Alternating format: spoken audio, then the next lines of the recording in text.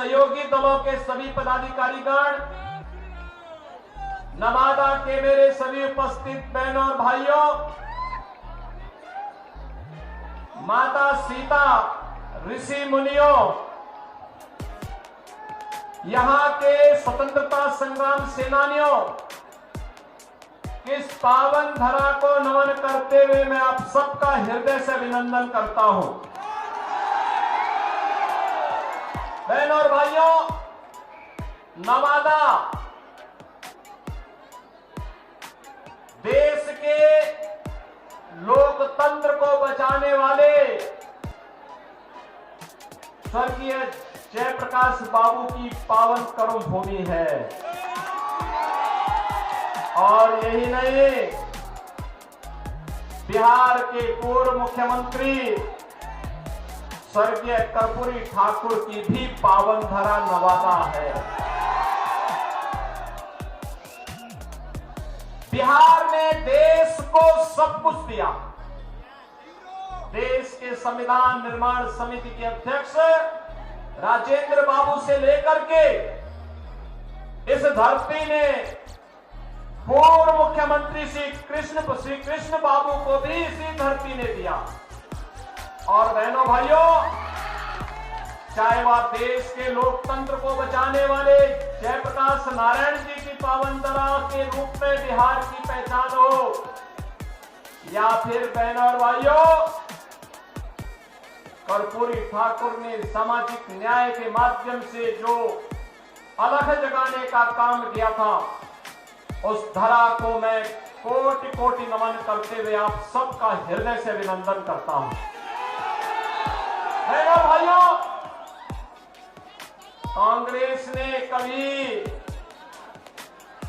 कांग्रेस और उसके सहयोगियों ने कभी जयप्रकाश जी को सम्मान नहीं किया,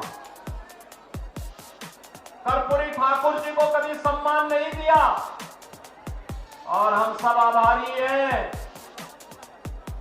प्रधानमंत्री मोदी जी ने और भारतीय जनता पार्टी ने कर्पूरी ठाकुर जी को भारत का सर्वोच्च नागरिक सम्मान भारत रत्न देकर के बिहार वासियों को भी सम्मान देने का काम किया है। बहनों और भाइयों,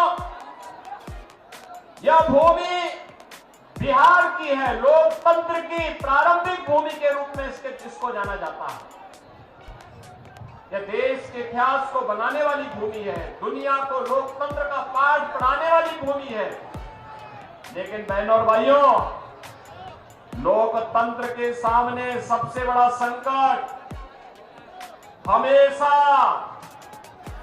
हमेशा राजनीति का प्राधिकरण, अपराधियों का राजनीतिकरण, जातिवादी और परिवारवादी राजनीति ही लोकतंत्र के मार्ग में सबसे बड़ी बाधा है।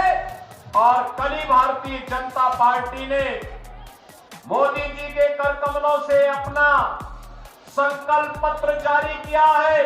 संकल्प पत्र में भारतीय जनता पार्टी ने जो बातें कही हैं कि चुनाव जो देश के अंदर 18वीं लोकसभा के लिए लड़ा जा रहा है, ये चुनाव नेशन फर्स्ट बनाम फैमिली फर्स्ट के बीच में होने जा रहा है। आप देखते होंगे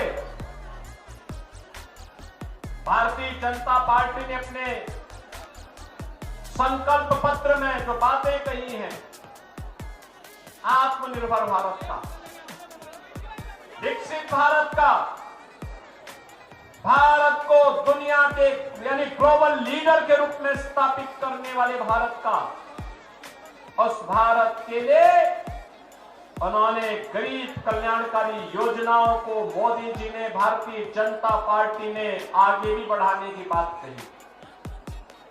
आपने 10 वर्ष में बदलते हुए भारत को देखा है। बहनों और भाइयों, इन 10 वर्षों में हमारा भारत बदला है। दुनिया के अंदर भारत को सम्मान मिला है, सम्मान बढ़ा है। आज भारत के पासपोर्ट की कीमत बढ़ी है, भारत की सीमाएं सुरक्षित हुई हैं, भारत के अंदर नक्सलवाद और आतंकवाद की समस्या का समाधान हुआ है। आप जानते होंगे 2019 के पहले जम्मू कश्मीर के अंदर शेष भारत का कोई नागरिक जमीन नहीं खरीद सकता था। आज धारा 370 हटी। ये धारा 370 न केवल आतंकवाद की जड़ थी, बल्कि जम्मू कश्मीर को शेष भारत से अलग करती थी। धारा 370 के खिलाफ श्यामा प्रसाद मुखर्जी जी ने अभियान चलाया था। 1952-53 में उन्होंने कहा था एक देश में दो प्रधान, दो विधान, दो निशान नहीं चलेंगे। बहनों और भाइयों, 1953 में डॉक्टर श्यामा प्रसाद मुखर्जी शहीद हो गए, कश्मीर के लिए बलिदान हो गए। लेकिन भारतीय जनता पार्टी नारा लगाती थी, जहां हुए बलिदान मुखर्जी वह कश्मीर हमारा है।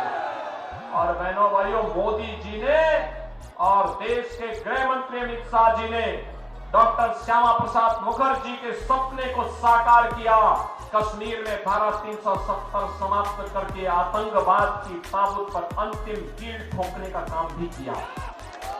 बहनों भाइयों, याद रखना, एक सुरक्षित माहौल में ही हम विकास की और सुशासन की परिकल्पना को आगे बढ़ा सकते हैं। नौजवानों के लिए रोजगार और आजीविका के साधन बढ़ा सकते हैं, कनेक्टिविटी को बेहतर कर सकते हैं, नौकरी और रोजगार की ढेर सारी संभावनाओं को आगे बढ़ा सकते हैं। और सुरक्षा का वातावरण आज नए भारत में है। आज देश के अंदर विकास के बड़े बड़े कार्य हो रहे हैं, हाईवे बन रहे हैं, रेलवे की बेहतर कनेक्टिविटी बनी है, एयरपोर्ट बन रहे हैं, आईआईटी बन रही है, आईआईएम बन रहे हैं, एम्स बन रहे हैं, 1 डिस्ट्रिक्ट 1 मेडिकल कॉलेज बन रहे हैं।